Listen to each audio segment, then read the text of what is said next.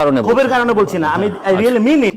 বঙ্গবন্ধু একটা সার্বজনীন টার্ম। এই যে বাচ্চা ছেলেগুলো যারা ড্রেনের ময়লা পরিষ্কার করতে হাত ঢুকাই দিয়া, এরা বঙ্গবন্ধু না? এতে তো কোনো পয়সা দিতে হয়েছে রাস্তাঘাট এগুলো কন্ট্রোল করার জন্য, ময়লা পরিষ্কার করার জন্য?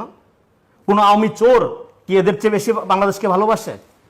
বঙ্গবন্ধু টার্মটাকে এই যে সিঙ্গেল আউট করে এই যে আওয়ামী সম্পত্তি বানানো হয়েছে এবং নানা রকম জরিপ টরিপ করে 1000 বছরের শ্রেষ্ঠ বাঙালি এবং বাংলাদেশের 71কে আমি বারবার বলছি, 71-এর চেতনাকে পরাজিত করতে না পারলে, 71-এর আওয়ামী চেতনাকে পরাজিত না করতে পারলে বাংলাদেশের নতুন সূচনা হবে না। এটা 15 বছর আমি স্টিল এটা বলি, এখন এটা পরাজিত হয় নাই, কারণ এটার কালচারাল এজেন্টগুলো এখনো শক্তিশালী।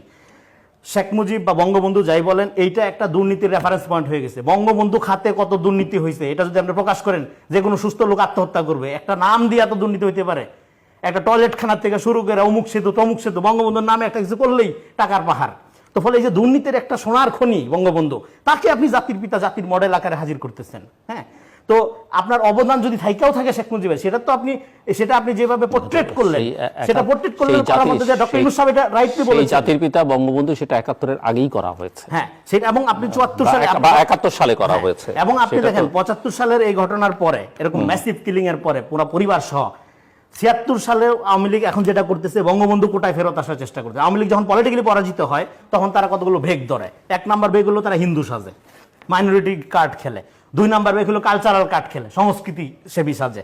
হ্যাঁ, 3 নাম্বার কার্ড, এরকম অনেকগুলো কার্ড, এর মধ্যে একটা বড় কার্ড হলো বঙ্গবন্ধু কার্ড করে। বঙ্গবন্ধুকে এই যে সার্বজনীন করা, এইটা ফ্যাসিবাদের একটা ওল্ড পুরানা ভার্সন। কারণ আমি এটা বারবার বলছি, ঐতিহ্য পূজা হ্যাঁ ফ্যাসিবাদের চেয়ে পুরানা। ফলে আমি একটু শেষ করি, ফলে ঐতিহ্য পূজার এই সংস্কৃতিকে আমাদের বন্ধ করতে হবে। এগুলো বিপ্লবীরা একদম রাইট কাজ করছে, এগুলো মাটির সাথে মিশাই দিছে এবং মাটির সাথে ভায়োলেন্স সমর্থনযোগ্য না। এবং যে ভায়োলেন্স হয়েছে এটাকে ভায়োলেন্স বলা যাবে না, এটাকে একটা সুন্দর ইংরেজি টার্ম আছে, এটাকে বলে ইমানসিপেটরি ভায়োলেন্স। কোন অবস্থাতে এক অন্যায়কে আরেক অন্যায় দিয়ে, অন্যায়ের বিরুদ্ধে অন্যায়, অন্যায়ের বিরুদ্ধে অন্যায় হলো ন্যায় যুদ্ধ। এটা ক্লাসিক্যাল, এটা থিওরিটিক্যাল কথা, এগুলো পরিষ্কার। হ্যাঁ, আপনি যখন নিরপরাধ শিশুকে গুলি করে মারবেন, সেই শিশুর বাবা যদি অস্ত্র হাতে তুলে নিয়ে প্রতিরোধ করে, সেটা আপনি কি বলবেন? অন্যায়ের বিরুদ্ধে অন্যায়টা তো ন্যায় যুদ্ধ। এইটাকে ইমানসিপেটরি ভায়োলেন্স বলে। এটাকে বলা হয়, এটাকে আপনার ওই মুক্তিকামী সহিংসতা বলে। এখন আপনি সন্ত্রাসের সহিংসতা না মুক্তিকামী সহিংসতা, এটার মধ্য দিয়ে নির্ধারিত হয় আপনার ক্ষমতার মোড। আপনি কোন ধরনের ক্ষমতা আপনি প্রডিউস করতেছেন। ভায়োলেন্স এক ধরনের ক্ষমতা প্রডিউস করে।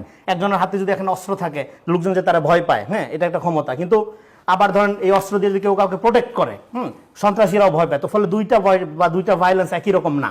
ফলে ভায়োলেন্স মানেই খারাপ, হ্যাঁ, এটা যদি আমরা ধরে নিই তাহলে আমরা অভ্যুত্থান বিপ্লব করতে পারবো না। ফলে ভায়োলেন্সকে অ্যাকনোলেজ করতে হবে, অ্যাকর্ডিং টু